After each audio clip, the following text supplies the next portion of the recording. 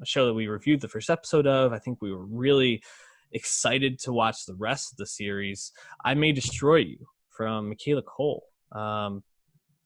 Man, I was definitely blown away by the final episode, and I think there's a couple of episodes that really stand out as just strong, moving, emotional, thought-provoking episodes. A couple that didn't as much work as much for me, but overall, I thought this first season was a total triumph. How did you feel about I May Destroy You, Dave? I agree. Uh, Absolutely incredible season of TV. Mm-hmm. I've been really contemplating how high it'll go on my list right now because I think this has been a very strong year for TV. Like the top 10, whatever your top 10 is, it's going to be good. But this show, I think, made some of the early praise as the season started going was that Michaela Cole is the next great TV auteur. She is the star of the show. She wrote the whole season by herself, and she co-directed everything as well. Like com- complete talent, right? And Mm-hmm. the show, as you watch it, it continues to change your expectations of what you're watching, and layering in so many kinds of themes and deep, multi-layered themes on top of that, and the episode structure changes. Halfway through, we start getting flashbacks. We get introduced to brand new characters that actually come in an important way. But just the way Cole's storytelling changes your expectations, not just of the narrative, but even like the kind of conclusions you're supposed to take away from the themes, continue to keep me guessing, but also really blew me away by the end. So definitely one of the best shows of the year. And, it has a lot of that DNA that we associate with shows like Atlanta and Fleabag. Mm-hmm. And it's incredible. And You know, also, I think stands out for justifying a 12 episode season. Like we rarely see a season that long, especially on something like HBO. mhm. But I mean, there weren't any episodes I would cut. Like it was just kind of the levels of whether you got blown away or not. The whole Yeah. season's great. Yeah, no, I would agree. I think every episode is well done and definitely uh, makes you think about things you might not normally think about. Uh, but I was watching the last couple of episodes, and I think it was episode 10, the episode where she sits down, has dinner with her family. Maybe that was episode 9. I can't remember. It was Yeah, around 9 or 10.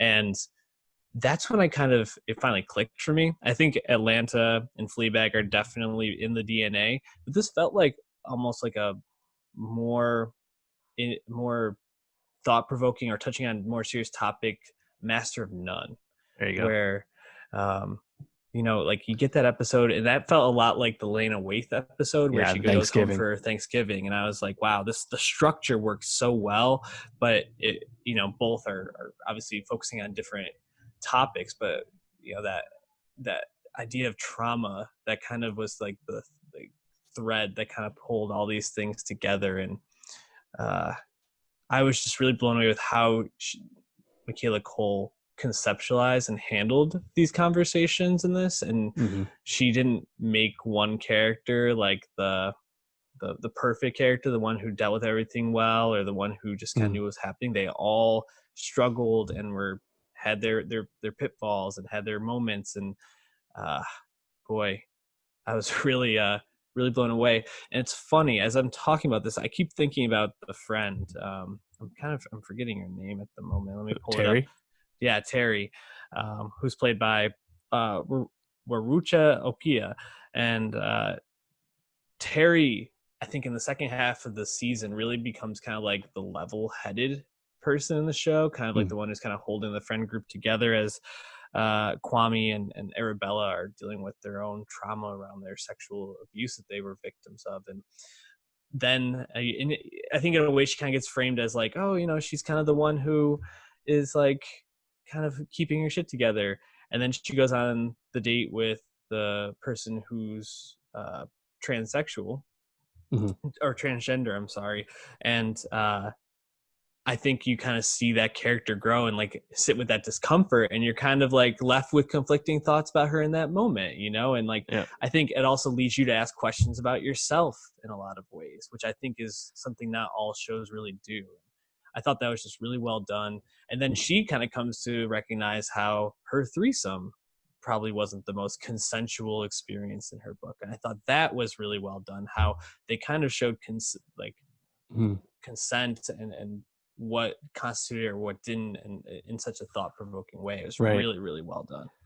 Yeah, I mean, the show, when you get the early reviews and the way the show is pitched, it's about this wide-ranging review of or examination of consent, right? And Mm-hmm. sexual assault's involved, but the show is so layered. There's so much nuance, and I mean, Mm-hmm.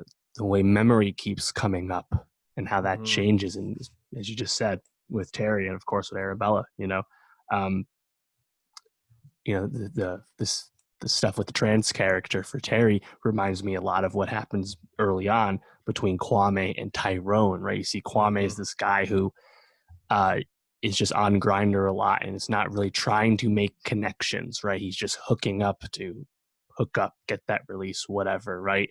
Mm-hmm. And he's just keeping himself closed off. And then when he meets someone who actually wants to connect to him and won't just give in to the normal advances, you see Kwame almost rejecting. That scene was really blowing me away because I was like, "Fuck!" You start feeling like shit. You're like, "Oh, Kwame, don't be a dick to this dude. Like, Mm-hmm. like this is your actual chance." And like, again, the way they always do everything is there's no clear point of view, right? And like I think of something like the episode 8, right, where it's like, oh yeah, by the way, we're going to talk about like social media and doxing and the internet and how there's so much nuance with that, and there's no easy answers there either, right? Yeah. Um, and probably the most revelatory instance of this for me is in episode 6, the Alliance, when we Yeah. first get those flashbacks and you're introduced to Theo, actually becomes an important figure, and Mm-hmm. throughout the run of that episode, you think 5 different things are going to happen, and you think the villain changes to you constantly, right? The way the stepdad's initially Yeah. portrayed, the way the guy she has sex with is portrayed, you're like, oh, she's going to get raped, right? Like the way the mom is portrayed, like it keeps changing, Mm-hmm. and you just don't know where you stand. And I think that's just so great about the show. So there are times that this show is quite uncomfortable to watch, and it really like I think challenging TV is kind of overused term, but this actually I think justifies that distinction because it makes you uncomfortable, but not just to do that. It's because the ideas are actually portrayed and presented in such a nuanced way that warrants that much actual thought for the viewer. Yeah. So Yeah, and good stuff. I think to highlight that point on the nuance even further, I think you see Arabella's behaviors throughout the season, um, becoming increasingly unhealthy in terms of how she's dealing Mm, with things, because she's not actually dealing with things. She goes to a therapist and the interaction is incredibly awkward for her, and it seems like she's not really consistently connecting with her therapist from what we're shown throughout the season. That's kind of, I think, comes to ahead in like episode 10 or 11 when she calls like the emergency hotline number and meets with the therapist then, and kind of gets a hold on things with the doxing. But um, I think that's such a nuanced way of showing trauma and how people's behaviors are impacted by that, right? Because while certainly some of the things, some of the decisions Arabella makes make sense, a lot of the things like going to that guy's house in Italy, the drug dealing boyfriend, and trying to handle things the way that she handled with him, is not something that someone would normally do if they weren't necessarily dealing with all the stress, anxiety, pain that comes from being abused in the way that Arabella was abused. And then to kind of see her in the final episode, and I guess this is my interpretation of it, but to go through these 3 phases almost of wanting to like pummel the guy that when she finally remembers who it was that did this to her, wanting to like pummel that guy and almost kill him, to actually killing him in the end in the first part, to the right. second part wanting to confront him and understand why are you doing these things to people, to then in the final scene kind of just getting acceptance that like I have to take control of these situations and I have to build narrative for myself in order to heal and move forward, which I think was kind of what the book plan out was that she did with that guy, the other Zane. author was, yeah, Mhm. Zane in episode 11. But I just thought that was just such a wonderful way of portraying that psychological experience and that healing process, just really, really strong. overall. Yeah, I mean that whole like dream-like sequence throughout Mm-hmm. or setting, you know, for the finale, uh, is largely unexpected because apart from like that brief instance of like the apparition of like dark Arabella over the bed a few episodes back, Mm-hmm. you don't really get that kind of stuff. That we get used to flashbacks, we get used to really strong important B plots like with Kwame, but to Mm-hmm. have dream like scenario come up in the finale again, just super Yeah. revelatory, and then it actually lands right. Right. um yeah, it's fantastic show.